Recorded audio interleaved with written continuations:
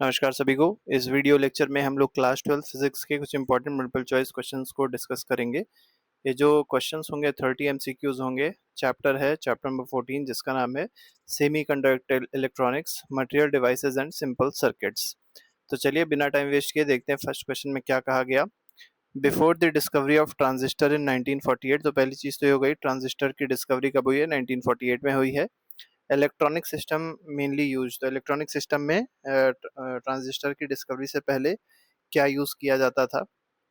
Semiconductor गलत है, vacuum tube is the correct answer, that is option number B.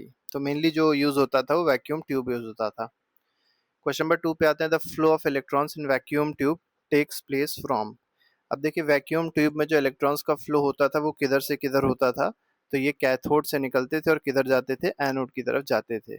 तो B option सही है। ठीक है, याद रखिएगा वैक्यूम ट्यूब में इलेक्ट्रॉन का मूवमेंट किस तरीके से होता था।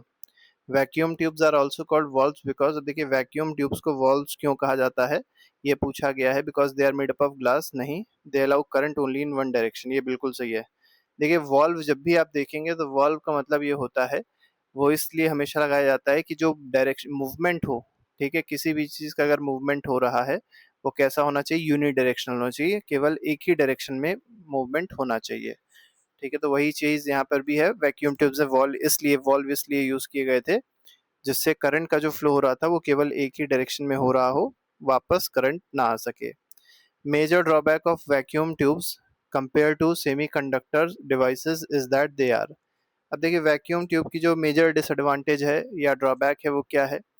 तो डिसएडवांटेज या ड्रॉबैक यही है, वैक्यूम ट्यूब जो होते हैं बहुत ही बड़े होते हैं, ठीक है, और बहुत ज्यादा पावर कंज्यूम करते हैं। तो सी ऑप्शन सही हो जाएगा इसमें।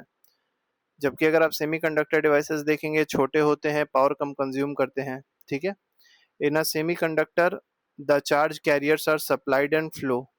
जो सेमीकंडक्टर में पूछा गया है, जो चार्ज कैरियर्स होते हैं, ठीक है, ये सप्लाई और फ्लो इनका कैसे होता है? तो विद इन सॉलिड इटसेल्फ होता है। बी ऑप्शन सही हो जाएगा। वैक्यूम में नहीं होता, सॉलिड में ही, मतलब सेमीकंडक्टर में ही होता है, सॉलिड में ही होगा। Which of the following is an elemental semiconductor. अब इसमें आपको बताना है एलिमेंट कौन सा है सेमीकंडक्टर, ये इस क्वेश्चन में पूछा गया है। तो सी डी एस अगर आप देखेंगे, जी ए एस गैलियम आर्सेनाइड हो गया, आई एन पी देखेंगे तो ये सब एलिमेंट्स नहीं है, सब कंपाउंड बन चुके हैं। सही आंसर है इसमें सिलिकॉन एस आई, ये क्या है? एलिमेंटल सेमीकंडक्टर होगा। हालांकि बाकी जो दिए गए ये भी सेमीकंडक्टर्स हैं लेकिन कंबाइंड फॉर्म में है। The resistivity range of semiconductor is approximately. तो सेमीकंडक्टर की रेजिस्टिविटी जो होती है वह अप्रोक्सीमेटली कितनी होती है, किस रेंज में होती है? तो 10⁻⁻5 टू 10⁻6 ओम मीटर होती है, इतनी होती है, याद रखिएगा। सी ऑप्शन इसमें सही है। आगे बढ़ते हैं। In the energy band theory the band containing valence electron is called. अब देखिए जिसमें वैलेंस इलेक्ट्रॉन होते हैं जिस बैंड में, उसको क्या बोलते हैं? वैलेंस बैंड बोलते हैं। ठीक है, और जहां पर मतलब फ्री इलेक्ट्रॉन्स होंगे उसको क्या बोलेंगे? कंडक्शन बैंड बोलेंगे। तो यहाँ पर फिलहाल सी ऑप्शन सही हो जाएगा। आगे बढ़ते हैं क्वेश्चन नंबर 9 में। The energy gap E G between conduction band and valence band. देखिए कंडक्शन बैंड में जो इलेक्ट्रॉन्स होंगे वो मेनली इलेक्ट्रिसिटी कंडक्ट करने में हेल्प करते हैं, और तो जो एनर्जी गैप होगा कंडक्शन बैंड और वैलेंस बैंड में सेमीकंडक्टर में, वो अप्रोक्सीमेटली कितना होता है ये आपको बताना है। तो 3 इलेक्ट्रॉन वोल्ट से भी कम होता है। तो यहाँ पर बी ऑप्शन सही है। ठीक है, मतलब अगर 3 इलेक्ट्रॉन या 3 इलेक्ट्रॉन से ज्यादा का पोटेंशियल हम लोग ने प्रोवाइड कर दिया तो सेमीकंडक्टर जो होगा वो गुड कंडक्टर हो जाएगा, मतलब इलेक्ट्रिसिटी को कंडक्ट करने लग जाएगा। Which material has largest band gap. तो सबसे ज्यादा बैंड गैप किस में होता है? तो सिलिकॉन दिया है, जर्मेनियम दिया है, टिन दिया, डायमंड दिया। तो डायमंड जो है ये पुअर कंडक्टर है। ठीक है, यह कह सकते हैं, मतलब ये जो है ये इन सबसे, मतलब बाकी के कंपैरिजन में सिलिकॉन, जर्मेनियम और टिन के कंपैरिजन में डायमंड का जो है वो लार्जेस्ट बैंड गैप होगा। तो ये 3 इलेक्ट्रॉन वोल्ट से ज्यादा होता है, अप्रोक्सीमेटली आप देखेंगे तो 5.4 इलेक्ट्रॉन वोल्ट के आसपास होता है। ठीक है, डायमंड के केस में। आगे बढ़ते हैं। सबसे कम किस में अगर होगा तो पूछा आता तो टिन में होता है, क्योंकि वो मेटल है। एट एब्सोल्यूट जीरो, तो एब्सोल्यूट जीरो टेम्परेचर क्या होता है? तो 0 केल्विन। इसको -273 डिग्री सेल्सियस भी बोल सकते हैं। ठीक है, तो इस टेम्परेचर पे जो इंट्रिंसिक सेमीकंडक्टर होते हैं बिहेव्स लाइक, तो ये किसकी तरह बिहेव करते हैं? Intrinsic semiconductor. तो ये इंसुलेटर की तरह बिहेव करते हैं, क्योंकि इलेक्ट्रॉन्स का फ्लो जो होता है वो क्या होता है? जीरो आता है, इलेक्ट्रॉन रेस्ट पे आ जाते हैं। ठीक है, in intrinsic semiconductor the number of free electrons is. अब इंट्रिंसिक सेमीकंडक्टर में आपको बताना है जो नंबर ऑफ फ्री इलेक्ट्रॉन्स होते हैं वो किसके बराबर होते हैं। तो greater than number of holes नहीं, लेस देन भी नहीं होते, इक्वल होते हैं नंबर ऑफ होल्स के। तो जितने फ्री इलेक्ट्रॉन्स होंगे उतने ही नंबर ऑफ होल्स होंगे, ऐसे सेमीकंडक्टर को क्या कहा जाएगा, इंट्रिंसिक सेमीकंडक्टर कहेंगे। फिर इस इंट्रिंसिक सेमीकंडक्टर में क्या करी जाएगी, डोपिंग करी जाएगी। The process of adding impurities to a pure semiconductor. तो देखिए एक प्योर सेमीकंडक्टर था, उसमें इम्प्योरिटीज ऐड कर दी गई थी। दो तरीके की इम्प्योरिटीज ऐड करी जाती है, इम्प्योरिटीज का मतलब एलिमेंट्स ही ऐड करे जाते हैं। तो ट्राईवेलेंट इम्प्योरिटीज हो सकती है जिसमें 3 इलेक्ट्रॉन्स होंगे आउटर मोस्ट शेल में, और हो सकती है पेंटावेलेंट इम्प्योरिटीज। ठीक है, पेंटावेलेंट हो सकती है मतलब 5 इलेक्ट्रॉन्स हो जाएंगे आउटर मोस्ट शेल में, तो इससे कंडक्टिविटी इंक्रीज होती है। इस प्रोसेस को क्या कहते हैं, इस प्रोसेस को डोपिंग कहते हैं। ठीक है, तो याद रखिएगा पेंटावेलेंट इम्प्योरिटीज। अब पेंटावेलेंट इम्प्योरिटीज में आपके पास क्या है, आर्सेनिक है, स्टीबियम है, ठीक, पी फॉस्फोरस हो जाएगा। अब ये जो है ये कैसे सेमीकंडक्टर्स को प्रोड्यूस करेंगे, पी टाइप की एन टाइप, तो ये एन टाइप सेमीकंडक्टर्स प्रोड्यूस करते हैं। और इसमें जो कैरियर जो चार्ज जो होता है, मतलब जो इलेक्ट्रॉन्स का, मतलब ऐसे समझ सकते हैं जो करंट का फ्लो होता है वो इलेक्ट्रॉन्स की मूवमेंट की वजह से होता है, क्योंकि एक एक्सेस में रहता है इसमें। अब 5 हैं तो 5 में से 4 को तो स्पेस मिल जाती है, एक अकेला इलेक्ट्रॉन बच जाता है, यही मूव करता रहता है। तो इलेक्ट्रॉन के मूवमेंट की वजह से यहाँ पर क्या होता है, करंट जनरेट होता है। इन एन टाइप सेमीकंडक्टर तब मेजॉरिटी चार्ज कैरियर्स आर। तो मेजॉरिटी चार्ज कैरियर जो होते हैं वो क्या होते हैं, इन्हीं की वजह से करंट क्रिएट हो रहा था, तो इलेक्ट्रॉन्स होते हैं। अगर पी टाइप होता, ठीक है, पी टाइप सेमीकंडक्टर होता तो उस केस में क्या होता, मेजॉरिटी चार्ज कैरियर जो होते वो होल होते। ठीक है, ये बात याद रखिएगा।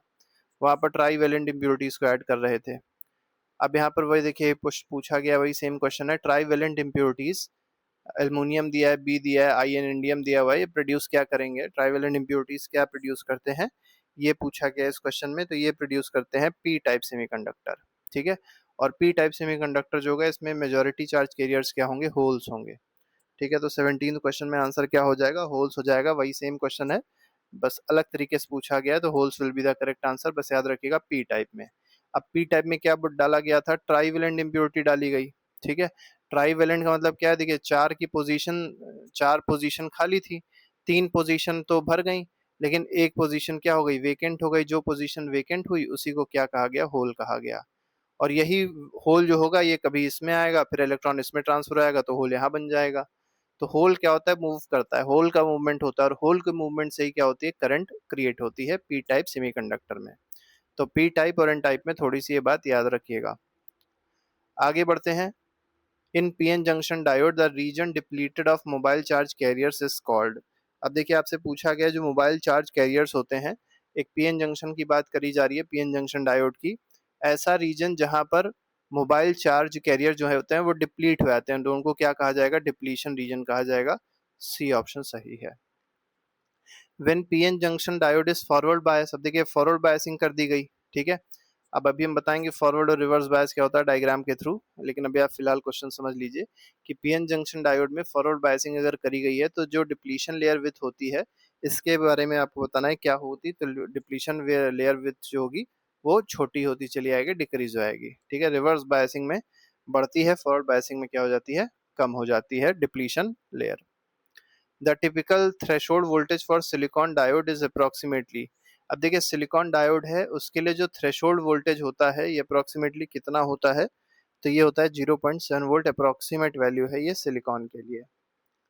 आगे बढ़ते हैं। The energy gap for germanium is approximately. Germanium के लिए जो एनर्जी गैप होता है ये कितना होता है, तो ये भी अगर आप देखेंगे तो 0.7 इलेक्ट्रॉन वोल्ट के आसपास ही होता है इसमें भी। तो यहाँ पर बी ऑप्शन बिल्कुल सही हो जाएगा। आगे बढ़ते हैं। Question number 22, the movement of hole in a semiconductor is essentially. अब होल का जो मूवमेंट हो रहा है सेमीकंडक्टर में उसके बारे में आपसे इस क्वेश्चन में पूछा गया है। ठीक है, तो क्या पूछा गया ऑप्शन देख लेते हैं। तो पहले ऑप्शन में दिया गया actual motion of positive particle. क्या पॉजिटिव पार्टिकल का मोशन हो रहा था, नहीं। अभी हमने होल में देखा था क्या हो रहा था, होल मूव कर रहे थे या इलेक्ट्रॉन जो था वो जंप कर रहा था होल में। तो apparent movement due two electron jumping, ये बिल्कुल सही है। तो एपरेंट मूवमेंट हो रहा था और मेनली हो क्या रहा था, इलेक्ट्रॉन जो था वो जंप कर रहा था। ठीक है, तो इसी को हमने क्या कहा गया है, मूवमेंट ऑफ होल कहा है। तो यहाँ पर बी ऑप्शन बिल्कुल सही होगा।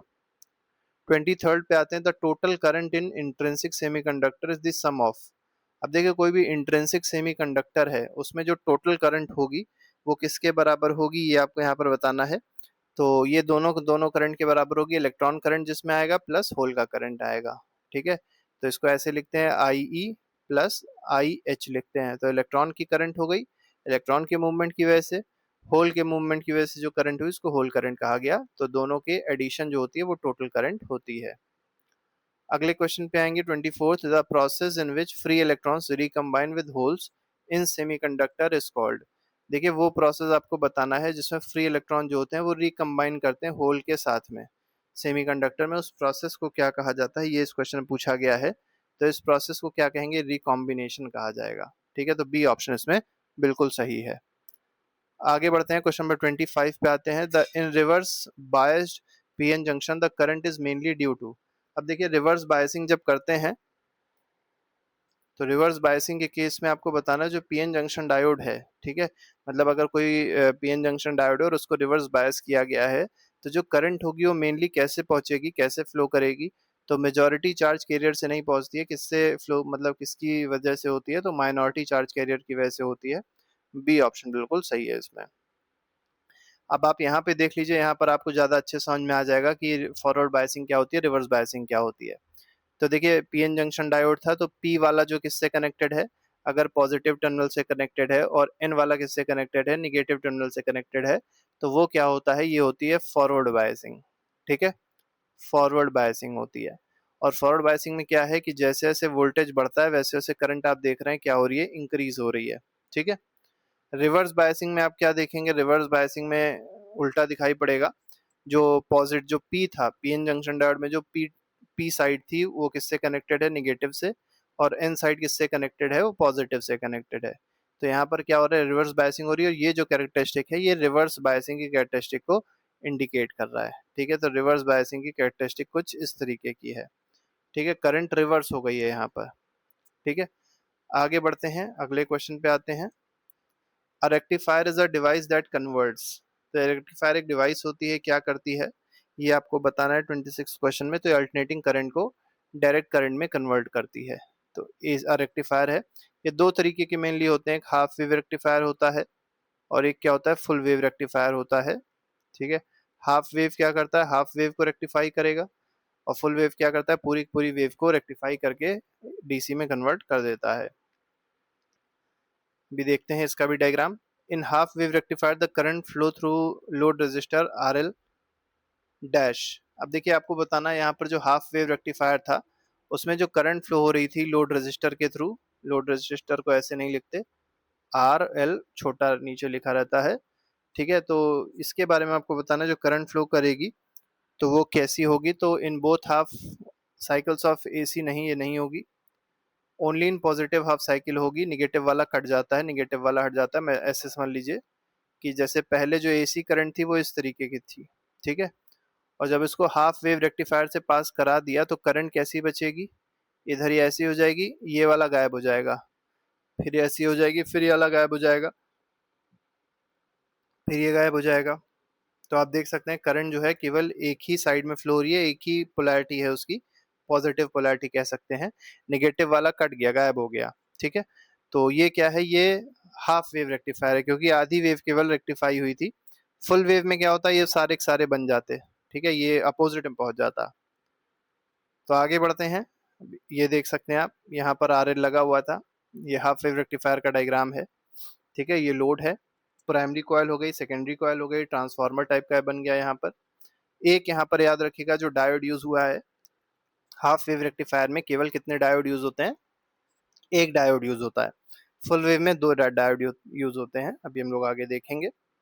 तो ये देखिए वही सेम चीज जो हमने बताई थी वही है यहाँ पर, कि ये पहले अल्टरनेटिंग करंट थी। ठीक है, और फिर क्या हो गया, ये जो ये वाला पोर्शन था इसमें से हट गया, तो यहाँ पर ये पॉजिटिव बचा, फिर ये वाला पॉजिटिव वाला बचा, फिर ये पॉजिटिव वाला बचा। तो मतलब ये हाफ वेव को ही केवल इसने क्या किया है, रेक्टिफाई किया है। ये इनपुट अल्टरनेटिंग करंट है और आउटपुट वोल्टेज जो है वो डायरेक्ट करंट के रूप में मिल रहा है। A full wave rectifier using a centre tap transformer requires.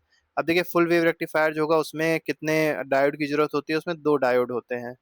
ठीक है। तो सेंटर टैप होता है ट्रांसफार्मर, दिखा देते हैं आपको इसका भी डायग्राम, जिससे आपको ज़्यादा अच्छे समझ में आ जाएगा। ये देखिए, यहाँ पर आपको सेंटर टैप एक दिखाई पड़ रहा होगा, ये देखिए सेंटर टैप है।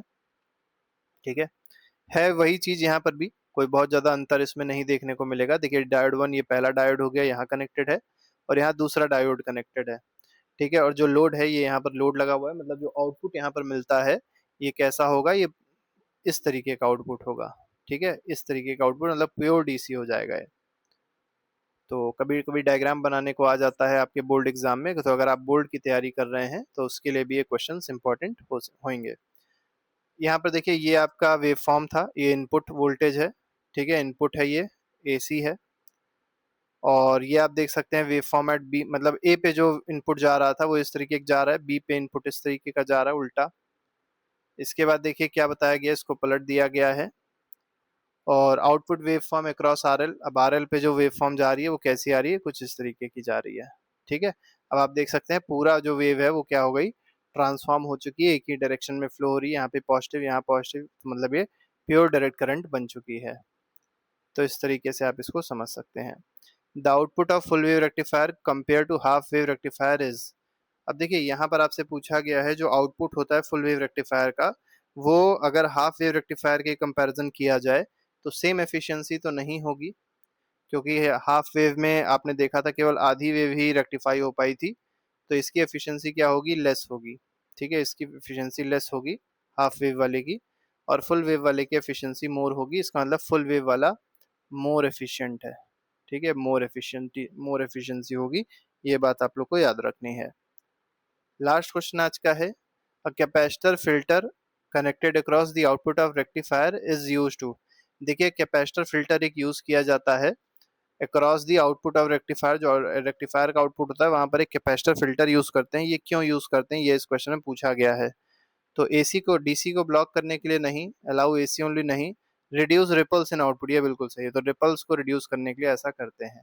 दिखा भी देते हैं आपको, यहाँ पर देखिए ये है, तो ये रेक्टिफायर आपका था, यहाँ पर आपने क्या किया, एक कैपेसिटर लगा दिया, और ये आपका फाइनल लोड था। यहाँ पर आपको जो करंट मिलेगी, यहाँ पर डीसी करंट मिल जाएगी इसमें। अब ये जो डीसी करंट मिल रही है, ये आप देख सकते हैं एसी इनपुट हम लोग ने इस तरीके का दिया था, और जो डीसी आउटपुट मिल रहा है उसमें यहाँ पर छोटे छोटे से आपको रिपल्स दिखाई पड़ रहे हैं, तो डीसी करंट आपको बिल्कुल स्ट्रेट मिल जाएगी, ठीक है। तो इस वजह से ये चीज़ हम लोग ने यूज़ करी थी यहाँ पर कैपेसिटर की। तो इस तरीके से हमारे 30 एमसीक्यूज थे। इसके अलावा और भी कई सारे एमसीक्यूज हैं जो हम लोग ने प्लेलिस्ट में लगाए हैं, और पूरी की पूरी जो प्लेलिस्ट है उसकी पीडीएफ अगर आप चाहते हैं तो हम लोग का जो व्हाट्सएप नंबर है उस पर कॉन्टैक्ट कर सकते हैं। पीडीएफ का जो कॉस्ट है ₹149 है, उसमें आपको सारी पीडीएफ जो है अवेलेबल हो जाएगी क्लास 12th फिजिक्स की। तो अभी के लिए फिलहाल नहीं रखते हैं, वीडियो अच्छा लगा हो तो लाइक जरूर कर दीजिएगा और चैनल को सब्सक्राइब करना मत भूलिएगा। तो अभी के लिए फिलहाल नहीं, thank you very much, good bye, जय हिंद।